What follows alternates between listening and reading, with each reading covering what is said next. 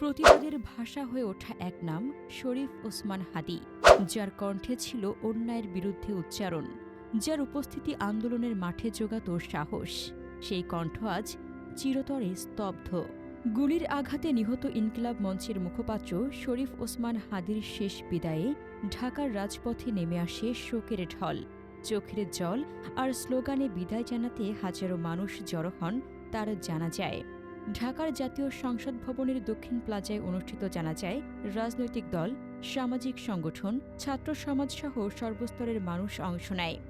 জানাজার পর মরদেহ নেওয়া হয় জাতীয় কবি কাজী নজরুল ইসলাম সমাধি প্রাঙ্গণে, যেখানে তাকে দাফন করা হয়। গত ১২ ডিসেম্বর রাজধানীর পুরানো পল্টনের বক্স কালভার্ট এলাকায় গুলিবিদ্ধ হন শরীফ ওসমান হাদী।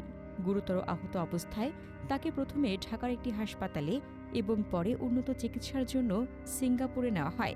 তবে সব চেষ্টা ব্যর্থ করে দিয়ে বৃহস্পতিবার তিনি মৃত্যুবরণ করেন। পরদিন তার মরদেহ দেশে আনা হয়। হাদীর মৃত্যুতে শোক ও ক্ষোভ ছড়িয়ে পড়েছে সারা দেশে।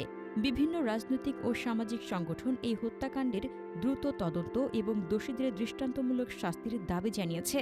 আন্দোলনের মাঠে সক্রিয় এই নেতার এমন পরিণতিকে গণতন্ত্র ও মত প্রকাশের জন্য অশনির সংকেত বলে আখ্যা দিয়েছেন অনেকে। হাসনাতুজ্জাহান হিমু, দৈনিক খোলা চোখ।